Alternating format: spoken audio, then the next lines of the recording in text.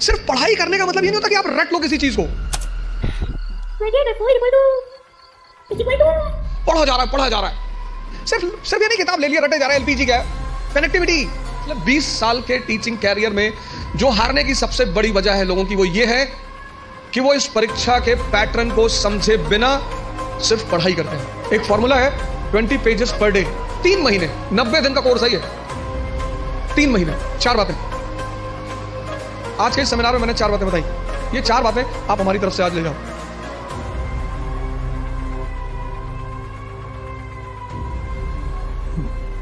जय हिंद फ्रेंड्स।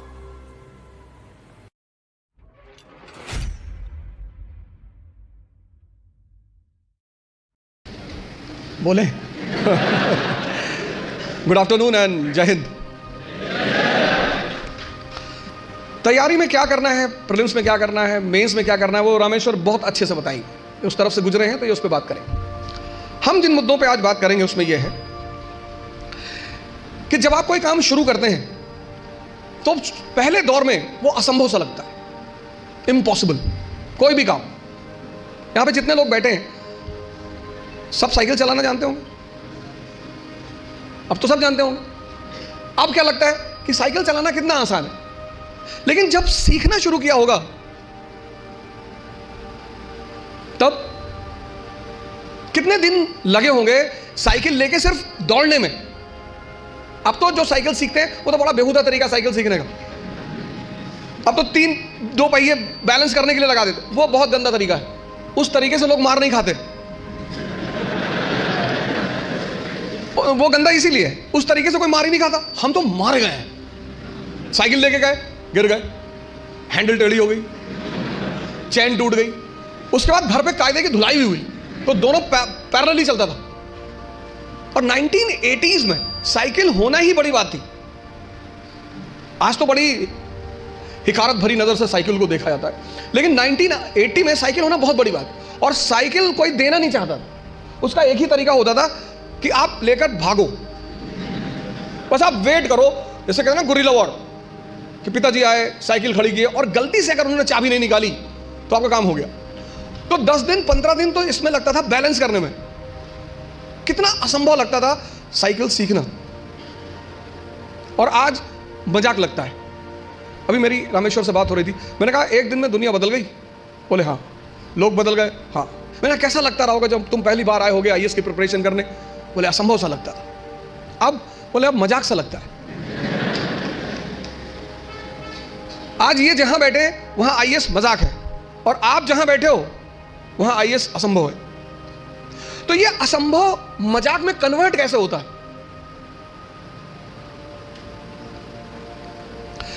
एक लड़के ने, उसकी गर्लफ्रेंड की शादी हो रही थी।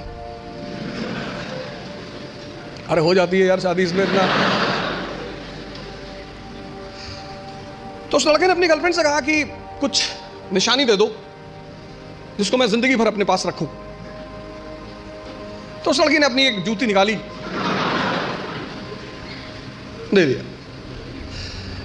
लड़का उस जूती को लेके गया सुनार के पास, जो सोने वगैरह का काम करते सुनार, उनके पास गया। उसने कहा कि इस जूती को चांदी के फ्रेम में बना दो। सुनार ने कहा अच्छा, कल शाम को आके ले जाइएगा।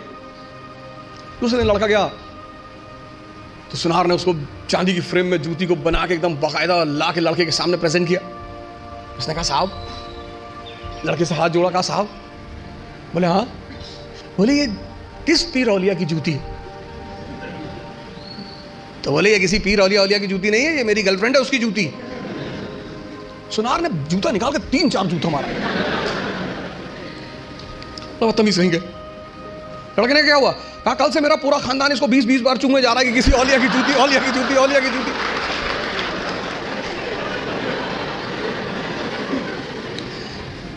सर ये हंसने की बात नहीं है, ये समझने की बात है। बिना समझे किसी फील्ड में नहीं कूदना है। यहीं से तो शुरुआत है सेमिनार की, कि तुम जहां बैठे हो वहां आईएएस असंभव है, और रामेश्वर जहां बैठा है वहां आईएएस मजाक है। तो ये असंभव मजाक में कैसे बदले, कैसे तुम यहां आकर बैठो? उसका पहला सूत्र यही है कि जिस फील्ड में भी कूदना चाहते हो पहले उसको समझो। वो क्या है, उसमें क्या करना पड़ता है, उसके स्टेजेस क्या क्या हैं, कितना समय लगता है। दुनिया में असंभव ही मजाक बनते हैं। और ऐसे सामान्य, हम इकरा की एक बहुत अच्छी अदा रही है, हम हमेशा उस एस्पिरेंट को कॉल करते हैं जिसने वो असंभव को मजाक बनाया हो। सैफिन भी आया था, उसने भी असंभव को मजाक ही बनाया था। सामान्य, अति सामान्य परिवार, अति सामान्य, सामान्य भी नहीं, अति सामान्य। सामान्य में तो कम से कम आपको खाना मिल जाता है, माँ बाप कुछ पैसे भेज देते हैं। अति सामान्य, खाने का पता नहीं मिलेगा कि नहीं, पिताजी महीने में कितना पैसा भेजेंगे। अति सामान्य, अति सामान्य व्यक्ति के लिए लड़ना बहुत बड़ी बात होती है। लड़ना तो सबको है, लेकिन जो अति सामान्य है, पहला सूत्र यह है कि जिस भी फील्ड में कूदना है, बात समझ में आ रही ना, जिस भी फील्ड में कूदना है, जहां भी जाना है, जिसकी भी प्रिपरेशन करनी, साइकिल है प्रिपरेशन। आज तुम्हें साइकिल चलाना मजाक लगता है। आज जब तुमसे कोई कहता है कि भैया साइकिल चलाना सीखना है, तुम कहते अरे यार साइकिल में क्या है। अब तुम्हारे लिए क्या है ना, लेकिन वो जो पहले दिन लेकर चलेगा। तो पहला सूत्र जो मैं देखता हूं, मैंने बहुत सारे लड़कों को देखा पिछले 20 साल के टीचिंग कैरियर में, जो हारने की सबसे बड़ी वजह है लोगों की, वो ये है कि वो इस परीक्षा के पैटर्न को समझे बिना सिर्फ पढ़ाई करते हैं।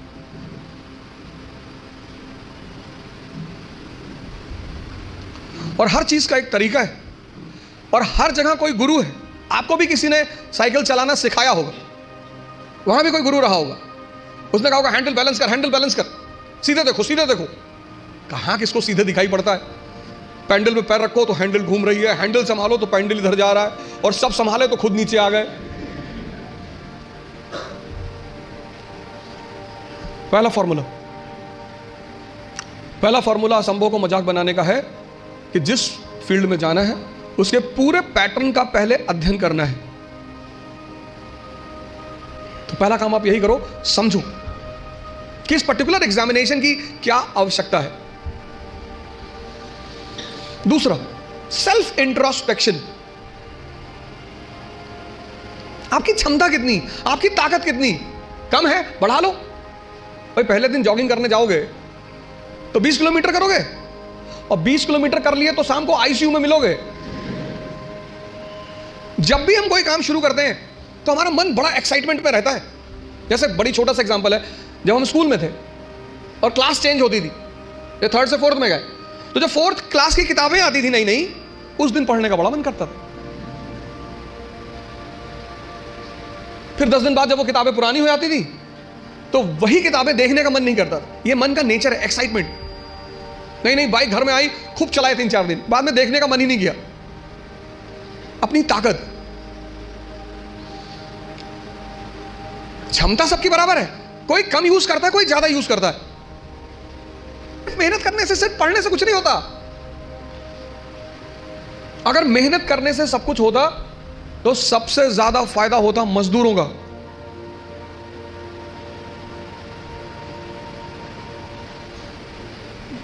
और राजा भी मेहनत करता है, मजदूर भी मेहनत करता है, मेहनत दोनों करते हैं। राजा की मेहनत छिप जाती है। क्यों छिप जाती है? क्योंकि वो फॉर्च्यूनर में चल रहा होता है, तो लोग उसकी मेहनत नहीं देख पाते, उसकी फॉर्च्यूनर देखते हैं, उसका कपड़ा देखते हैं, उसका घर देखते हैं, इसलिए राजा की मेहनत दिखाई नहीं पड़ती। लेकिन मजदूर की मेहनत दिखाई पड़ती है। मेहनत दोनों करते हैं। फर्क क्या होता है? एक बिना सूत्र के करता है, बिना फॉर्मूले के करता है, कुछ भी करता है। आज ये किताब खरीद लाया, कल वो किताब ले आएगा, फिर एनसीईआरटी ले आएगा, पढ़ा जा रहा है, पढ़ा जा रहा है। सदाशिव पेट में खड़ा है यवले चाय की दुकान पे, किसी ने कह दिया पॉलिटी की नई किताब आई है, तुरंत देखेगा, अच्छा कौन सी भाई साहब? पता लड़कों ने बता दी कि ये किताब, गए बाजार से किताब लिया। मजदूर का अप्रोच नहीं है। मेहनत तो करना ही है, वो उस पर तो बात ही नहीं करनी। मेहनत तो करना ही नहीं, मेहनत पे तो सॉरी बात ही नहीं करनी। बात करनी है मेहनत के अप्रोच पे। क्षमता सबके पास है। ये दो पेट हैं, मैं बार बार कहता हूं, एक पेट ये, एक ये। तो अगर ये 4 रोटी हजम करता है और पहले दिन तुमने इसे किसी दिन 15 रोटी दे दी, वॉमिटिंग शुरू, जितने लोग तैयारी शुरू करते हैं, मैंने देखा शुरुआत में इतना पढ़ना शुरू करते हैं, पहले दिन से 10 घंटा 15 घंटा आराम से।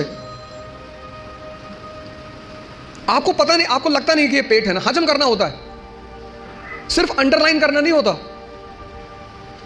मैंने 98% स्टूडेंटों को देखा है, वो किताब को अंडरलाइन करने को पढ़ाई मानते हैं। इस हॉल में कितने लोग हैं जो न्यूज़पेपर नहीं पढ़ते हैं? नहीं पढ़ते, नहीं पढ़ते। सारे लोग न्यूज़पेपर पढ़ते होंगे, 2-4 होंगे जो अभी नहीं पढ़ते होंगे, बाकी सारे लोग पढ़ते हैं ना, है ना? अभी जापान के एक नेता है शिंजो अबे, उनकी हत्या हुई। उनकी पॉलिटिकल पार्टी का क्या नाम है? हाँ?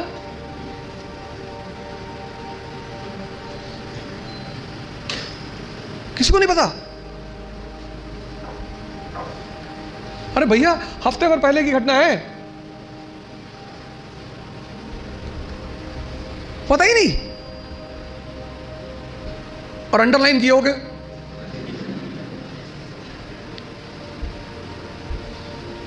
कितनी बड़ी, कितनी एक लाइव एग्जांपल देखो।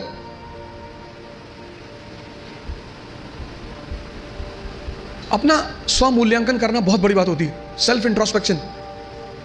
कभी कभी एहसास होता है हमें कि हम बहुत काम कर रहे हैं, कुछ होता नहीं उस वक्त। बात समझ में आ रही ना? इस क्षमता, यहां की जो डाइजेशन क्षमता है, ये दिखाई नहीं पड़ती ना, ये दिखाई पड़ता है।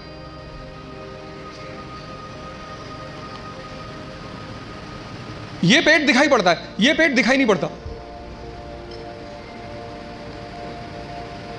अब ये क्षमता विकसित, स्ट्रॉन्ग कैसे होगी? बड़ा प्यारा फॉर्मूला, सेकंड फॉर्मूला। क्षमता बढ़ानी है मन की, हजम करने की, बहुत प्यारा, जो कि फिर 98% लोग नहीं करते। तुम बिना सोचे पढ़ सकते हो, तुम बिना सोचे पढ़ सकते हो, बिना सोचे लिख नहीं सकते। एक फॉर्मूला है 20 पेजेस पर डे। आप लिखिए। आप किसी भी कोचिंग जाते हैं, कहीं भी जाते हैं, कोई टॉपिक खत्म होता है, उस टॉपिक को आप कम से कम 5 बार लिखिए। आप पढ़ने की आदत छोड़िए, लिखना शुरू करिए। जितना आप लिखेंगे उतना सोचने की क्षमता या हजम करने की क्षमता डेवलप होगी। भाई पहले दिन जॉगिंग करने गए, 2 किलोमीटर गए, 5 दिन 6 दिन 2 किलोमीटर जाते रहे, फिर 10वें दिन 5 किलोमीटर, क्षमता बढ़ी ना? एक दिन में नहीं बढ़ेगी। यह दूसरा फॉर्मूला है। अपनी इंटरनल क्षमता को बढ़ाओ।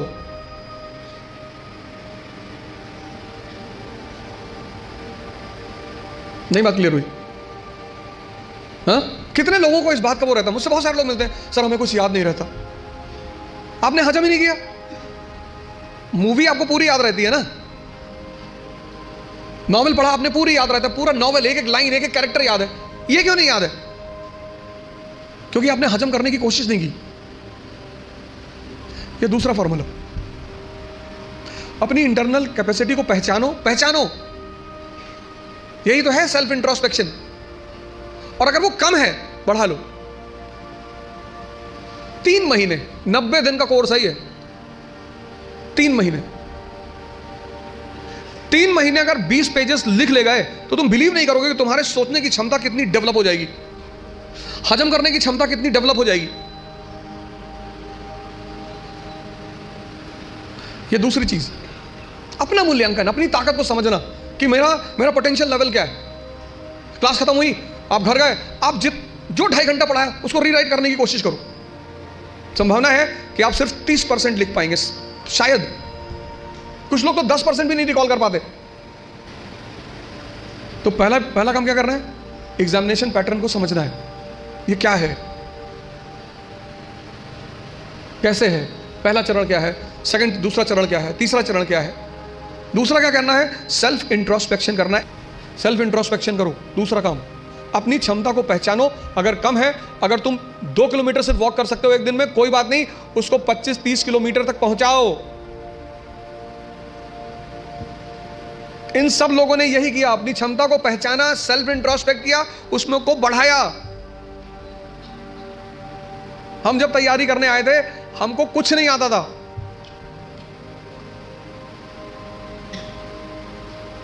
ऐसा नहीं कि तुम्हें ही, तुम्हारे साथ ये सब चीजें हो रही हैं। तो पहली बात, पहला काम क्या करना है? एग्जामिनेशन पैटर्न को समझना है। दूसरा काम क्या करना है? Self introspection. तीसरी बात, कहावत है हिंदी में, लकीर के फकीर। मतलब उनको एक ट्रैक पे रख दो, वो उस ट्रैक से कभी हटेंगे ही नहीं। उतना ही करेंगे जितना बताया जाएगा, उतना ही बोलेंगे जितना कहा जाएगा।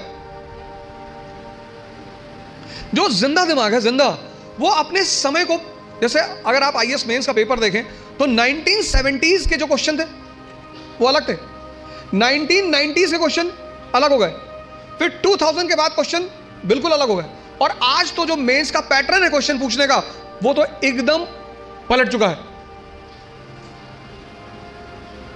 अमेरिका का एक विद्वान था थॉमस जेफरसन, उसने कहा किसी भी संविधान को सिर्फ 19 साल चलना चाहिए। थॉमस जेफरसन, जब अमेरिका में संविधान लिखा जाने लगा तो उसने कहा किसी भी संविधान को सिर्फ 19 साल बस, क्योंकि 19 साल बाद बहुत सी चीजें बदल चुकी होंगी। तो जब चीजें बदल जाएंगी तो फिर संविधान लिखा जाएगा बदली हुई परिस्थिति के हिसाब से।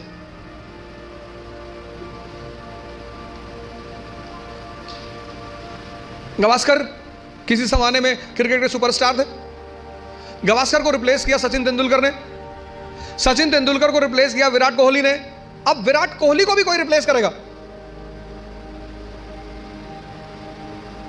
समय की जो सबसे बड़ी चीज है वो है change. Change is the law of nature, और जो चेंज को नहीं समझेगा, सिर्फ पढ़ाई करने का मतलब ये नहीं होता कि आप रट लो किसी चीज को। तीसरी सबसे बड़ी चीज ये है कि तुम्हारी जो समय है, सिचुएशन, परिस्थिति, इकोनॉमी, सोसाइटी,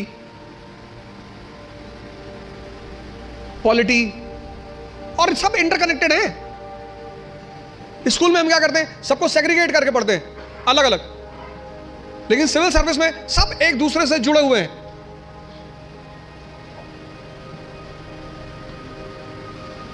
तुम्हारी जो परिस्थिति है, तुम्हारा जो समय है, उसको देखना, उस पर गौर करना बहुत जरूरी है। अगर तुम अपने समय को नहीं, उस परिस्थिति को नहीं पहचानते। 17s का क्वेश्चन पेपर अलग था क्योंकि तब इकोनॉमी और सोसाइटी अलग थी, 80s का क्वेश्चन पेपर अलग था क्योंकि तब इकोनॉमी और सोसाइटी अलग थी, 91 के बाद तो ड्रास्टिक चेंज आया, एलपीजी, तुरंत यू टर्न मारा एग्जामिनेशन पेपर ने, और अब एकदम अलग परिस्थिति दुनिया में चल रही, पूरी दुनिया में, कहीं एक जगह नहीं चल रही है, पूरी दुनिया में।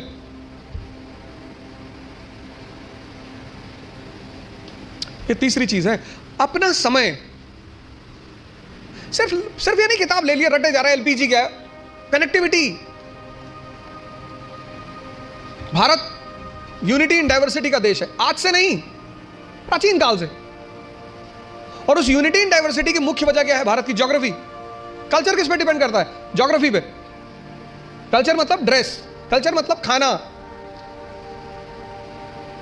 कश्मीर का हिंदू और तमिलनाडु का हिंदू, दोनों के ड्रेसिंग सेंस अलग अलग होंगे क्योंकि दोनों की ज्योग्राफी अलग अलग है। गुजरात का मुसलमान और नॉर्थ ईस्ट का मुसलमान, दोनों का ड्रेसिंग सेंस अलग अलग होंगे, और खाना भी अलग अलग होगा। तो अशोक को, जैसे आज हिंदू मुस्लिम ईसाई के बीच तनाव है, ऐसे अशोक को बुद्ध, ब्राह्मण और जैनों के बीच तनाव का सामना करना पड़ा। और टेंशन चाहे फैमिली में हो या राष्ट्र में, विनाश करती है। जो तुम आज सिचुएशन देख रहे हो, ये सिचुएशन अशोक के सामने भी थी, तभी तुम उसे द ग्रेट कहते हैं, जिसको समझ में आ रहा हो।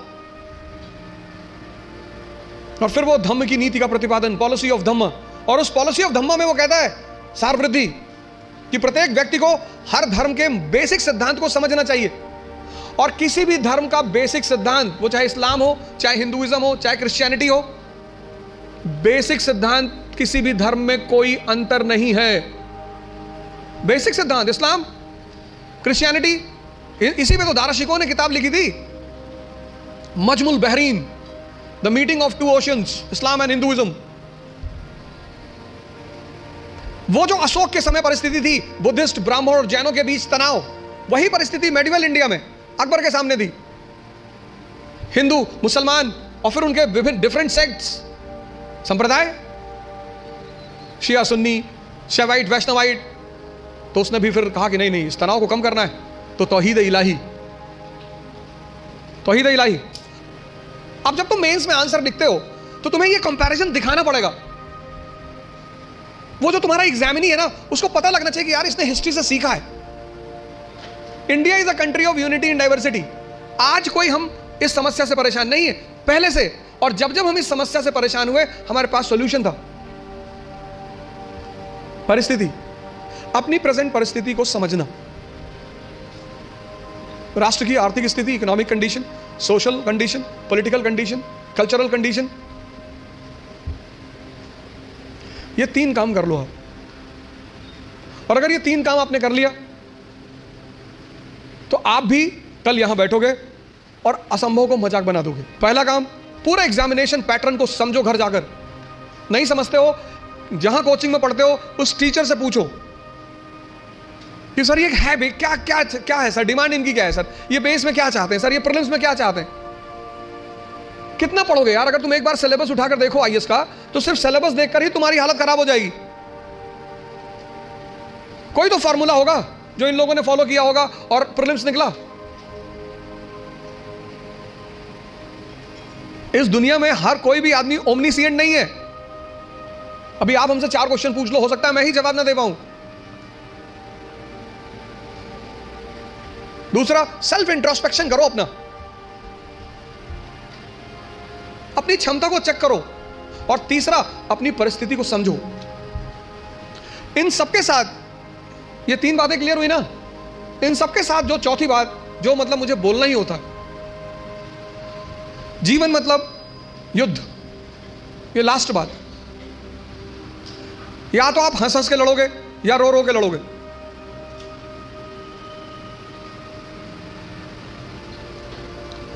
जीवन मतलब युद्ध।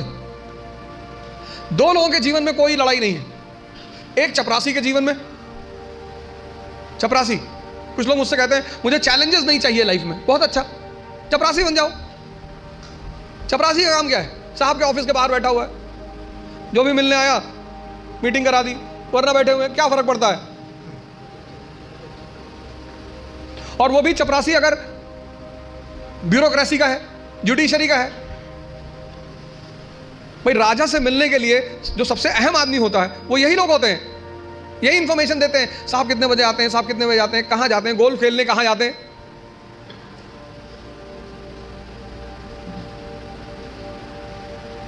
और या फिर जो लोग हरिद्वार चले गए, जिन्होंने कहा भैया हमें नहीं बनना आईएएस, हमें प्रधानमंत्री नहीं बनना, हमें कुछ बनना ही नहीं। आज आप गेरुआ पहन लो, आज आपके जीवन की सारी चुनौती खत्म, क्योंकि आपने मान लिया कि आप इस जीवन की लड़ाई में शामिल नहीं हो। लेकिन जीवन का मजा भी तो यही है। और करना क्या है? तो जब लड़ना है, जब ये पता है कि लड़ना है, युवा मतलब शक्ति। भारत आज एक दुनिया का ऐसा देश है जिसके पास सबसे ज्यादा युवा हैं। और भारत आज दुनिया का एक ऐसा देश है जिसके युवा सबसे ज्यादा डिप्रेशन में हैं। और जीवन की लड़ाई में 2 ताकतें बहुत काम आएंगी, एक मन की और एक शरीर की। तुम जब भी ऊपर उठोगे तो ये ग्रेविटी तुम्हें नीचे खींचेगी ना। ऐसा समाज की ग्रेविटी है। हम जब आईएएस की तैयारी करने गए तो हमारे गांव में हर आदमी, मतलब एक साहब तो हंसना शुरू किया उन्होंने, और हंसते हंसते गिर गए वो। उन्होंने हमसे पूछा दिल्ली क्यों जा रहे हो? अब मेरा दिमाग खराब था, मैंने कह दिया मैं आईएएस की तैयारी। बोले आईएएस? फिर वो हंसने लगे और हंसते हंसते वो गिर गए। और उस हंसी का इतना रोल रहा मेरे जीवन में, मतलब उस हंसी ने मुझे एकदम मजबूत कर दिया था कि अब आईएएस ही बनना है। उस दिन मुझे एहसास हुआ कि महाभारत क्यों हुई। आपको कोई डांट दे उतना बुरा नहीं लगता, आपको कोई भगा दे बुरा नहीं लगता। जब लोग हंसते हैं ना तब बहुत दर्द होता है। लेकिन मेरे पिताजी ने मुझसे कहा कि आईएएस प्रधानमंत्री बनने वाले आदमी। अरे मैंने कहा यार क्यों चढ़ा रहे हो फालतू में। भगवान का आशीर्वाद से आज भी हमारे साथ हैं, और मैं अगर उनसे कोई भी बात कहता हूँ तो तुम्हारे लिए तो कल ही कर लोगे।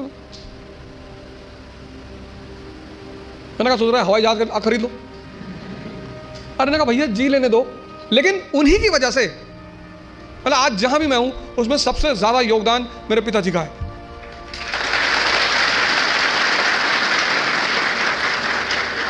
और वो योगदान क्या है सबसे ज्यादा बड़ा, उन्होंने मुझे कभी निराश नहीं किया। हमेशा हर चीज में, अरे तुमसे क्यों नहीं होगा, तुम ही करोगे। तो मैं सब लोगों से यहां रिक्वेस्ट करूंगा कि आप योग और ध्यान से जरूर जुड़ें। ध्यान किसी धर्म का नहीं है, उस ध्यान पर किसी धर्म विशेष की मोनोपोली नहीं है। ध्यान का सीधा सा मतलब है अपने मन को समझना।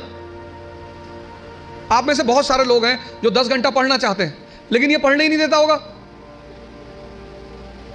तुम्हारी जीत किस पर निर्भर करती है? अगर इससे तुम्हारी दोस्ती हो गई और तुम जो करना चाहते हो उसमें ये तुम्हें सपोर्ट करने लगा, या तुम उठे सुबह, तुमने डिसाइड किया कि आज मैं 4 घंटे पढ़ूंगा और तुम्हारा मन तुम्हारे साथ बैठ गया और 8 घंटे बीत गए तुम्हें पता ही नहीं चला, वही तो ब्लेसिंग है। और तुमने टारगेट बनाया कि 6 घंटे पढ़ूंगा और 60 मिनट बाद तुम चाय पी रहे हो, बाहर खड़े हो गए। और चाय पी रहे हो तो बुरा नहीं कर रहे हो, चलो अच्छा कर रहे हो। तुम्हारा जो डिस्कशन है, तुम जब भी लोगों से बात करो तुम ये गौर करो कि किस मुद्दे पे कर रहे हो। सुष्मिता सेन शादी कर रही है,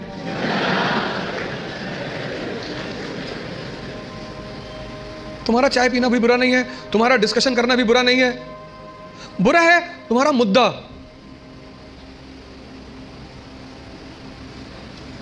चलो बाहर निकल ही आए, बात कर रहे हो, कोई बात नहीं, तो किसी ऐसे मुद्दे को उठाओ जिससे, और डिबेट का मतलब झगड़ा नहीं, डिबेट का मतलब एक्सचेंज ऑफ इंफॉर्मेशन। पूरी जिंदगी तुम ये कभी नहीं कह पाओगे कि अब मुझे सब कुछ आता है, और जिस दिन तुमने ये कह दिया किसी मेंटल हॉस्पिटल जरूर चले जाना।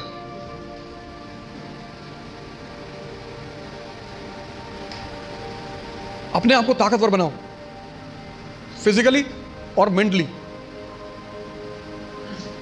क्योंकि यही ताकत तुम्हारा उत्साह बनेगी। मुझसे लोग पूछते हैं उत्साह कहां से आता है? शक्ति से। ये जो एंथुजियाज्म है, ये जो कॉन्फिडेंस है, ये ताकत का खेल है।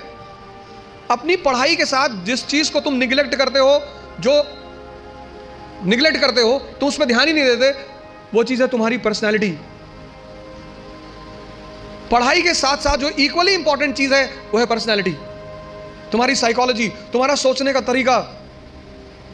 4 बातें आज के इस सेमिनार में मैंने 4 बातें बताई। पहला, पैटर्न ऑफ एग्जामिनेशन। दूसरा, सेल्फ इंट्रोस्पेक्शन। तीसरा, सिचुएशन। और चौथा, पर्सनैलिटी। ये 4 बातें आप हमारी तरफ से आज ले जाओ। बाकी तो एग्जामिनेशन पैटर्न पर रामेश्वर अच्छा बोलेंगे, आप इनसे ज़्यादा सवाल करिएगा।